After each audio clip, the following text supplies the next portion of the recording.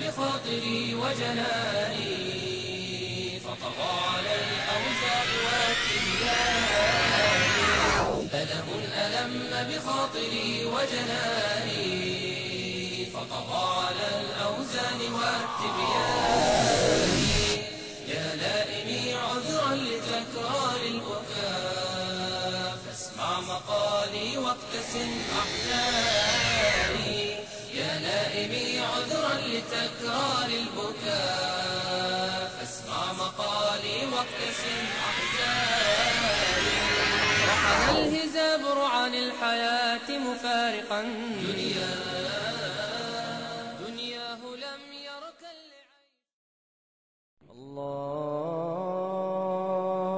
الله أكبر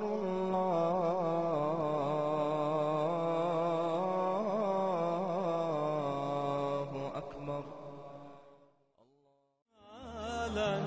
وارضى بما تختار وافعل ما تريد لبيك يا أقرب من الحبل الوريد لبيك يا أقرب من الحبل. С именем Аллаха, милостивого и милосердного. Хвала Аллаху, Господу миров, и да благословит Аллах и приветствует своего раба и посланника Мухаммада, его семью и всех его сподвижников. А затем, какими должны быть наши взаимоотношения с Аллахом? Это самый важный вопрос, который мы только можем услышать во всей нашей жизни. Потому что хотя в этой жизни нас и окружает множество вещей, самое главное для нас во всей этой вселенной — это Аллах.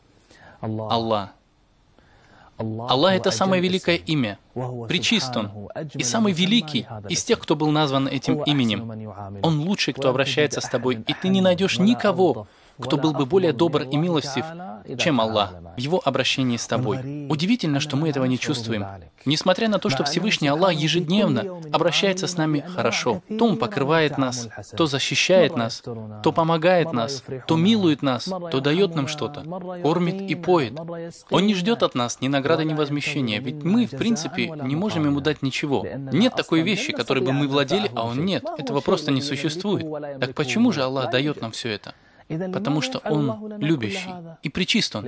У Его любви нет границ. Он щедрый, и нет предела Его щедрости. Нет подобия тому прекрасному обращению, которое Он использует со своими созданиями, хотя Он самодостаточен, а они бедны и нуждаются в Нем. О люди, вы нуждаетесь в Аллахе, тогда как Аллах богатый, достохвальный.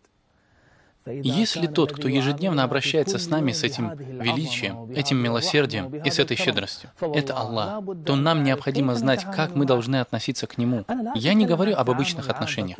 Все мы обращаемся к Аллаху каждый день, с поклонением и поминанием Аллаха. Однако, существуют определенные тонкости, когда мы должны делать так, чтобы наши дела нравились и были обращены ко Всевышнему Аллаху. Так какими должны быть твои отношения с Аллахом?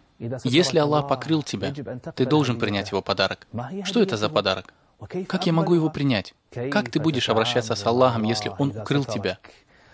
Даже если Аллах укрыл тебя, Он может снять с тебя это укрытие через определенный промежуток времени. Но есть такие вещи, и если ты сделаешь их, ты сделаешь так, что это укрытие не спадет с тебя даже в судный день. Как? Как ты должен обращаться к Аллаху, если Он укрыл тебя? Ты каждый день говоришь с людьми, но как ты должен обращаться с Аллахом, когда ты говоришь с Ним? У разговора с Владыкой есть своя этика. Если ты последуешь ей, Аллах ответит на все твои просьбы. Более того, возможно, Он даст тебе что-то лучшее, чем то, что ты просил, потому что Аллах отвечает далеко не всем. Большинство людей не знают об этом способе обращения и не практикуют его. Разве ты не хочешь быть одним из немногих, редких людей, которые применяют его на практике? Какими должны быть твои отношения с Аллахом, когда ты говоришь с Ним? Разве мы никогда не задавались этим вопросом? Как нам обращаться с Аллахом, если Он разгневан?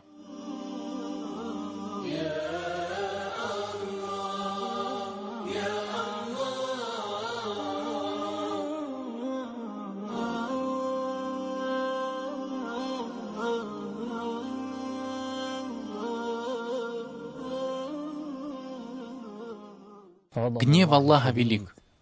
Если Он пойдет на что-либо, то разрушит его полностью. Я боюсь, что Аллах гневается на меня, и я не знаю, гневается Он на меня сейчас или нет. А если Он гневается, то что я должен сделать для Него? Если Всевышний Аллах гневается на тебя, Он хочет, чтобы ты сделал определенные вещи. Если ты их сделаешь, Его гнев стихает. Это не просто покаяние. Есть другое обращение, которое любит Аллах, и именно это ты должен сделать. И тогда быстро, еще до того, как что-то случится, Его гнев потухнет. Кстати, наш Господь может быстро стать довольным нами. Есть простые вещи, которые приносят Его довольство. Но вопрос такой: как ты должен обращаться с Аллахом, если Он разгневается? Если Аллах доволен тобой, многие люди думают, что на этом вопрос заканчивается. Нет. Твое внимание к тому, как ты должен обращаться с Аллахом, если Он тобой доволен, должно быть таким же, как и тогда, когда Он разгневан. Потому что достижение довольства Аллаха — это одна степень, а продолжительность довольствия — это другая. Как я могу узнать, доволен ли Аллах сейчас мной или нет? Как? Возникает вопрос: как ты должен обращаться с Аллахом, если Он тобою доволен? Есть и другая степень, которая выше, чем довольство. Есть очень высокая степень, которую Аллах дает лишь немногим из своих рабов. Это степень любви. Когда Аллах любит тебя, и ты становишься любимцем Аллаха. Любовь к тебе распространяется на небеса и достигает всех живущих там ангелов, а потом она перемещается на землю, и люди любят тебя. Почему? Потому что Аллах полюбил тебя. Проблема в том, что некоторые люди не знают, как им обращаться с Аллахом, если Он полюбил его. Да, какими должны быть твои отношения с Аллахом, если Он полюбит тебя? Человек любит посещать места, где находится тот, кого он любит. Аллах сделал для себя дом на земле, назвал его мечетью. И туда отправляются любимцы Аллаха, чтобы стать перед Ним, в этом доме. У каждого царя есть свои нормы, которые должен знать каждый, кто хочет к нему зайти. Как ты должен взаимодействовать с Аллахом, когда ты заходишь в Его дом? Один из людей, который познал тайны того, как заходить в дом Аллаха, говорит: «Клянусь Аллахом, когда я применил это на практике, я будто бы зашел в мечеть впервые». Как ты должен обращаться с Аллахом, когда заходишь в Его дом? С момента рождения человека и по сей день он испытывал определенное чувство, которое то уходило, то приходило к нему, и оно называется стыдливостью. Он чувствует его время от времени. Иногда это чувство бывает по отношению к родителям. Иногда он чувствует стыдливость при обращении со своим начальником, а иногда с человеком, которого он не знает. Это обычное дело, и это случается. До сих пор ничего удивительного не было. Однако удивительно то, что иногда Аллах испытывает это чувство по отношению к нам. Да, клянусь Аллахом, наш Господь может стыдиться нас. Я не знал этого, пока мне не встретился один великий хадис от пророка, да благословит его Аллах и приветствует. Что же это за хадис? Что я должен делать, когда Аллах стыдится меня? Какими должны быть твои отношения с Аллахом, когда Он тебя стесняется? Эти темы — лишь немногие из тех тем, о которых мы будем говорить. Возможно, о них впервые будут говорить под общим названием «Какими должны быть твои отношения с Аллахом?». Мы много слышали о программах, книгах, семинарах, в которых обсуждается, как ты должен взаимодействовать с женой, как ты должен обращаться с детьми, как ты должен обращаться с начальством, с клиентами. Но слышали ли мы раньше о теме, как обращаться с Аллахом? Примерно год назад я начал собирать информацию по этой теме. Впервые мы заговорили об этой теме на лекции, которую мы прочитали в Кувейте. Когда лекция началась, мы были удивлены тем,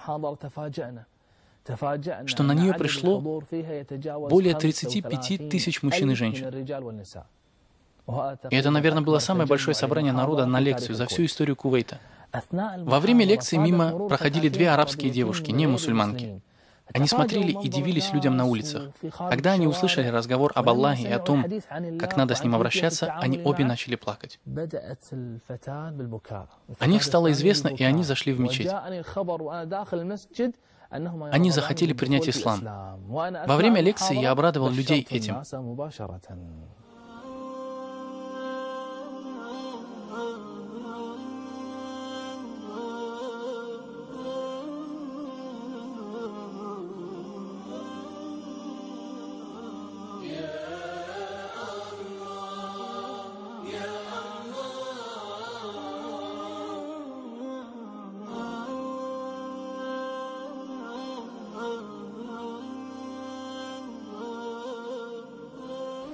Знаете ли вы, что сейчас происходит?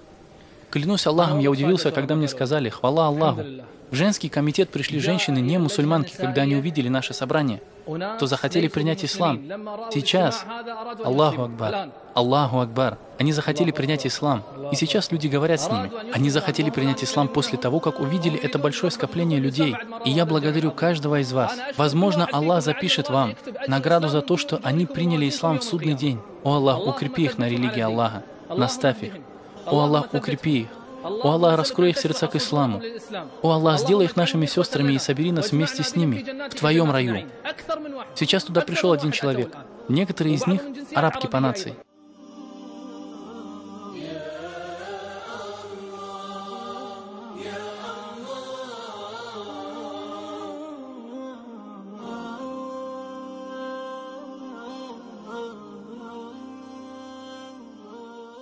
Итак, какими должны быть твои отношения с Аллахом? Каков ответ на этот вопрос?